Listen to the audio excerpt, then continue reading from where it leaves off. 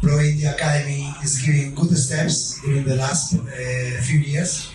I feel that the new step that they are trying to do with this initiative in Medinapur with the new center aligns very well with the purpose to provide opportunity to more kids to enjoy and to practice under the methodology of the La Liga Academy, and aligns very well with our target to provide more opportunities to the talent players that can be in different locations.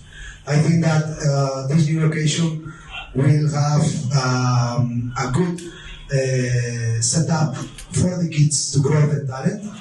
I want to thank Bhavanipur FC and also Mr. Aparu for all the efforts that they are putting in this new program.